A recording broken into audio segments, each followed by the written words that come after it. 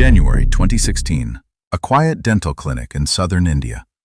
Silly is sitting in the waiting room. She has a severe headache. Beside her is her sister-in-law, Jolly Joseph. Jolly reaches into her handbag. She pulls out a small capsule. She hands it over with a glass of water. She tells Silly it will help. Silly swallows the pill. Less than 3 minutes later, Silly sags in her chair. She collapses onto the floor. Panic erupts in the room. Jolly screams for help. She cradles Silly's head in her arms. She cries out as Silly takes her final breath. Nobody in that clinic knew the truth. Police would later state that the pill contained potassium cyanide, and Silly was not the first. Between 2002 and 2016, 6 members of this same family died under suspicious circumstances. This is the story of the Koodathayi poisonings. How did this go on for 17 years without a single arrest? The answer starts in the summer of 2019, thousands of miles away in the United States. Roho Thomas is the youngest son of the family. He is worried. His father passed away years ago, but now the entire family estate belongs to his sister-in-law, Jolly. Roho uses India's Right to Information Act. He requests official property records. What he finds shocks him. The signatures on his father's will look completely forged. Then, Roho notices something even worse. Every time someone died in the family, a major financial shift followed. Roho builds a detailed file. He sends it directly to the police chief in Calicut. Superintendent K.G. Simon reads the file. He senses something dark. He opens a secret investigation. In her home village, Jolly Joseph was loved by everyone. She was married to Roy Thomas, the eldest son. She was deeply religious. She was warm, and she had a prestigious job. Jolly claimed to be a full professor at NIT Calicut.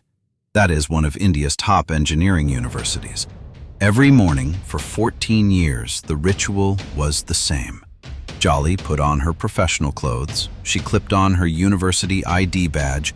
She waved to her neighbors and drove to work. But police soon uncovered a mind-blowing truth. Jolly Joseph never worked at that university. She didn't even have a college degree. For 14 years, she lied. Every single day. She drove into town. She spent her days in quiet cafes. She took out illegal loans and ran financial scams. Then she drove home complaining about how tired she was from teaching. It was a massive lie. And to keep it hidden, she took extreme measures. The deaths of 2002 and 2008. The first suspicious death happened in August 2002. Anama Thomas was Jolly's mother-in-law. She was a retired school teacher. She ran the household finances with an iron fist. Anama started asking tough questions. She noticed strange debts attached to Jolly's name. She wanted answers. She asked to see pay stubs. Shortly after eating a homemade meal, Anama collapsed. She died before the ambulance arrived. She was 57 years old. The local doctor assumed it was a natural heart attack. No autopsy was performed. 6 years passed. August 2008. Jolly's father-in-law, Tom Thomas, comes home from a walk. He drinks a simple glass of water. Minutes later, he collapses. He dies at age 66. Once again, doctors list the cause as cardiac arrest. No tests are run. Soon after the funeral, a new will appears. According to investigators, this document hands control of the estate to Roy and Jolly. October 30th, 2011. Jolly's husband, Roy Thomas, eats dinner. He walks into the bathroom and locks the door. Moments later, neighbors hear a heavy crash. They rush inside and break down the door. Roy is unconscious on the floor. He dies shortly after reaching the hospital. He was only 40 years old. Roy's uncle, Matthew, demands answers. He insists on an official autopsy. The forensic report comes back with a shocker. Roy's stomach contained fatal traces of cyanide. Police start questioning the family, but Jolly steps in. She tells officers that Roy was deeply depressed. She says he was drowning in debt. She claims he took his own life. In this conservative community, suicide carries heavy social shame. The family wants to avoid a scandal. Local police close the file, but Uncle Matthew refuses to let it go. He keeps asking questions. He wants to know where the cyanide came from. He becomes a real threat. In April 2014, Matthew is alone at home. Jolly visits him. She offers him a drink. Minutes later, Matthew collapses. He becomes the fourth person tied to this circle to pass away. Soon, the story takes another dark turn. Jolly wants to marry Shaju Zacharias. Shaju is her late husband's cousin, but Shaju is already married. He has a wife and 2 young children.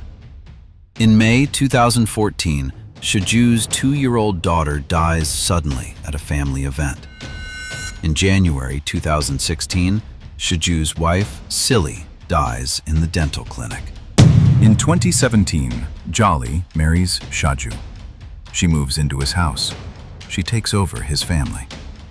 Fall 2019, Police Chief K.G. Simon moves in. Investigators wiretap Jolly's phone. They spot hundreds of late-night calls to a man named M.S. Matthew. Police bring him in. Under interrogation, he breaks. He admits he got cyanide from a local goldsmith. He claimed it was to kill rats. Then he handed it to Jolly. October 4th, 2019. Courts order something unprecedented. 6 graves are opened across 2 parish cemeteries. Under giant floodlights, police exhume the remains. Forensic scientists collect samples. Investigators use these tests as key evidence linking the deaths to cyanide poisoning. October 5th, 2019. Police arrest Jolly Joseph and 2 alleged accomplices. She is charged with murder, forgery, and illegal possession of poison. Today, the court cases continue. But perhaps the most disturbing part of this story isn't how 6 people died. It's that, for nearly 17 years, the person many trusted the most was never seriously suspected.